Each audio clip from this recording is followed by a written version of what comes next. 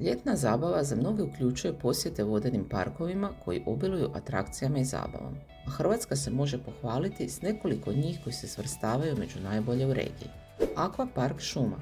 Akvapark Šuma najveći je vodeni park u Slavoniji, a smješten je u srcu Parka prirode Papuk u Velikoj, na samom izvoru termalne vode. Otvoren je u ljeto 2021.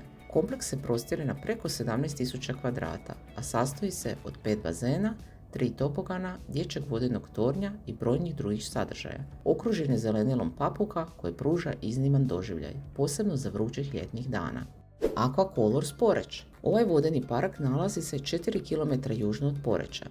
Zabava je ovdje raspoređena na 95.000 četvornih metara, od kojih na vodenu površinu otpada čak 6.000 kvadrata. Aquacolors Poreč može se pohvaliti sa 16 tobogana, od kojih svaki nudi drugačiji doživljaj. Nekima je glavni adut brzina, drugi nude rafting doživljaj ili spuštanje u paru, između ostalog i osjećaj slobodnog pada.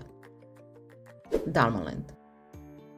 Najveći vodeni park u Dalmaciji je Dalmaland. Nalazi se u Biogradu, otvoren je u srpnju 2023. godine, a ima 14 vodenih atrakcija.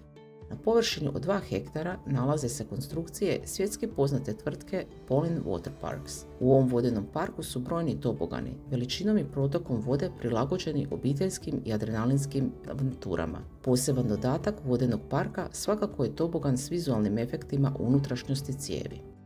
Istralandija. Aquapark Istralandija prostire se na 82.000 kvadrata. Ovaj vodeni park broji 23 različita tobogana sa preko 2 km cijevi. Tu se nalazi obiteljski bazen s modernom hidromasažnom tehnologijom i kids spray arenom u neposrednoj blizini. Istralandija ima i najveći bazen s umjetnim valovima u ovom dijelu Europe, kao i najviši tobogan u Hrvatskoj, visine 27 metara, te veliki dječji bazen s gusarskom lagunom. Među toboganima ima po nešto za svakog. Dok jedni nude adrenalinsko spuštanje, drugi su tu za lagani spust s vizualnim efektima.